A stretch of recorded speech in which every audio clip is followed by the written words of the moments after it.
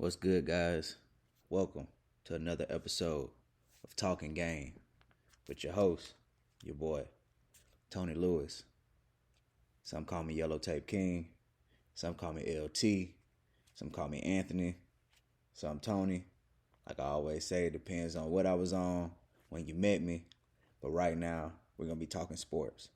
One of the first things I want to talk about is, of course, KD is going to be staying in Brooklyn. I figured that was going to happen. Staying in Florida, I wasn't able to place my futures bet that I was telling people about last month.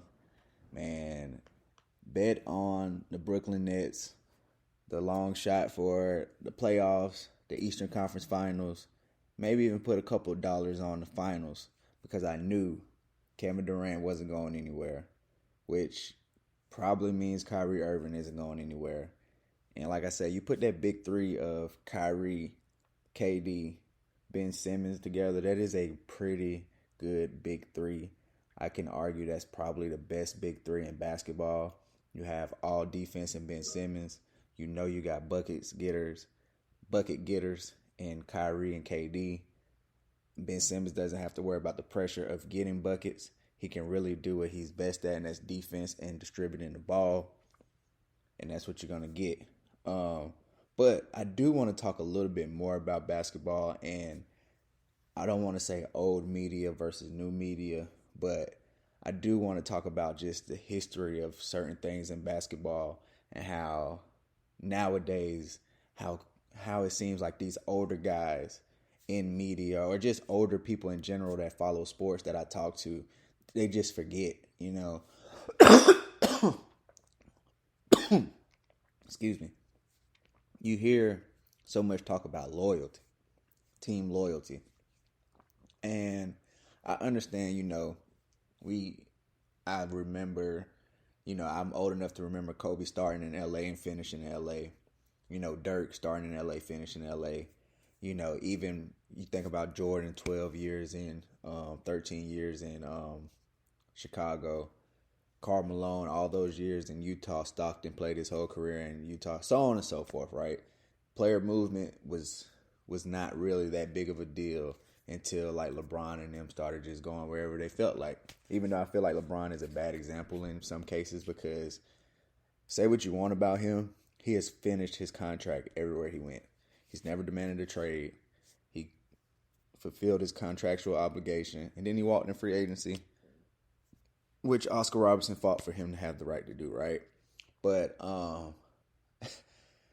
I think about like Kevin Durant, demanding a trade and, oh man, why would he do that? Back in our day, they would never do that. That's bullshit.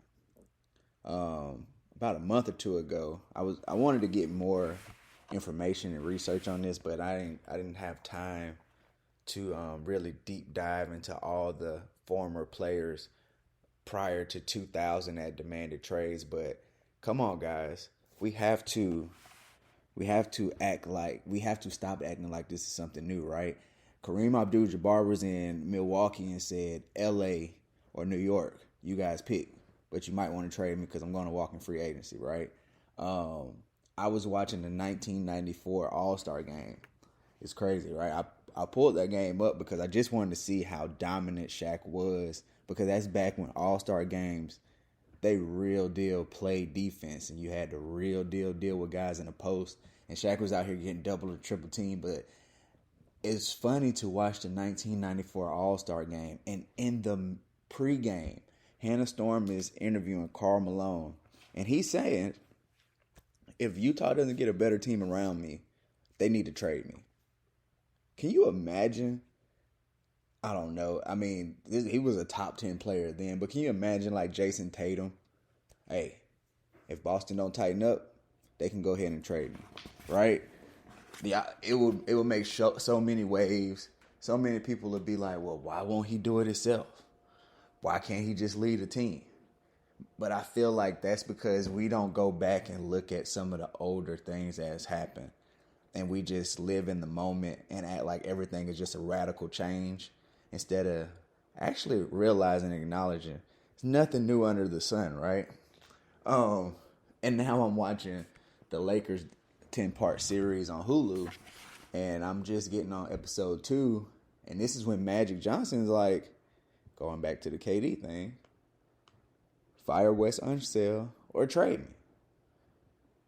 Comes out publicly in a post-game press conference and says, I'm not having fun. Get rid of him or trade me. Damn. I mean, it's crazy that KD, and I say, I do get the difference, right? Magic Johnson didn't ask for Wes Unseld.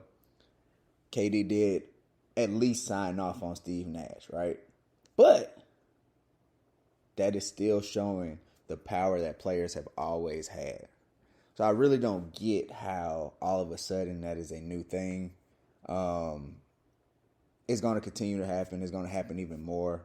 I don't think players will do things like KD, just signing a max extension and then asking to get traded. I really think the owners are going to start putting some kind of provisions in contracts to really make that not happen. I know they have quote unquote, well, not even quote unquote, they are poison pills in certain contracts where if you trade that guy, you got to pay extra money one way or another. They're going to do something because, it put the offseason in a weird tailspin. It held a lot of teams up. I feel like the offseason really is about to crank back up and restart because teams are so worried about the Kevin Durant domino and how that was going to fall, and how they may be able to pick some pieces from the Nets where they're not going to be able to now, i.e. Steph Curry, Kyrie Irving, of course, even Patty Mills or Joe Harris. So I do want to see what's going to happen with that.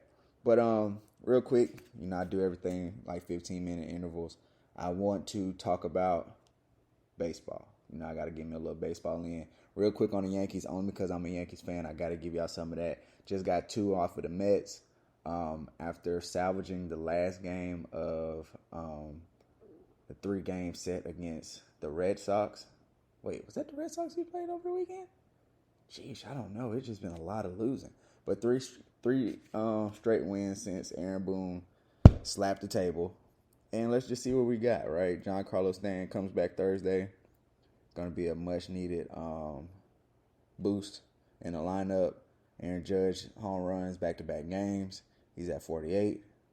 He is 14 away from that magic 62, the real record. We know what steroids did to the old record. So it's going to be interesting to see. You know how I feel about my Yankees. I love them. They've been stinking it up. But the good thing about baseball, if you get hot at the right time, none of this matters, right? But I do want to talk Atlanta Braves.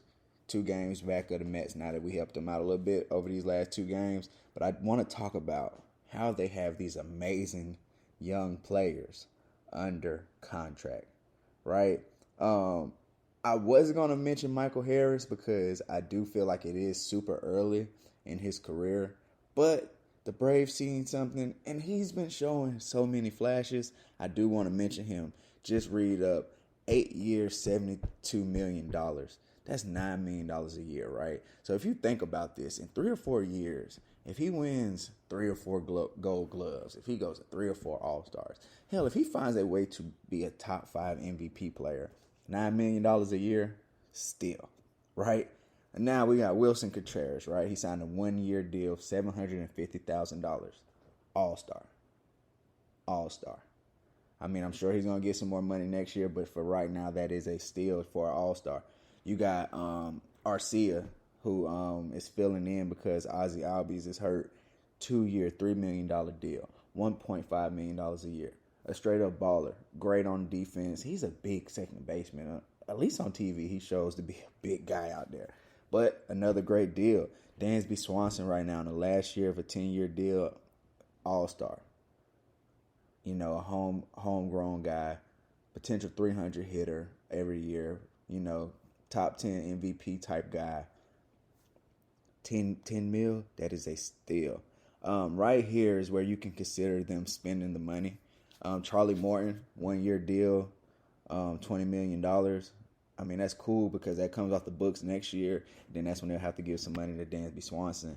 Matt Olson, 8 years, $168 million. That put him at 21 a year. Austin Riley, 10 years, $21 million, $212 million. That puts him at 21 a year. And Matt, think about it. Matt Olson, a potential 30 home run, 100 RBI guy. Of course, you pay that. Austin Riley, potential 40 home run, 110 RBI guy, potential MVP. You pay that. You know what I'm saying? When you think about certain players making more money, you take that. But here are the absolutely, positively ridiculous steals right here. And that's Robert Acuna for 8 years, $100 million. That puts him at an average of $12 million a year. And y'all know how I feel about Robert Acuna. Potentially the best player in baseball within the next couple of years. I really believe he could be that. He just got to stay within himself. Don't worry about the flash too much. Just worry about playing the game. But you see what can happen with him. He's just coming back from an ACL, so he hasn't really round back into his full form. You know that probably won't be until next year. And then Ozzie Albies. I was talking to the guy who trains my son for baseball. You know, little plug right there. You know, we got a young stud coming out. And we were talking about just the deals the Braves making. I'm like, yo, what does management say to these players to take these deals? And, you know, we were talking about Acuna. We were talking about Matt Olson. We were talking about, you know, these other guys. And then he was like, but Ozzie Albies, is no way he signed that contract, right? When he signed that contract, you look around and he probably was the second best second baseman in baseball behind Jose Altuve, who signed a similar contract. But you have to say, that was then, this is now, and this is my value. Ozzie Albies has a 7-year, $35 million contract, and that is only $5 million a year. I do want you guys to know that Ozzie Albies has the second base home run record for the National League. That's it.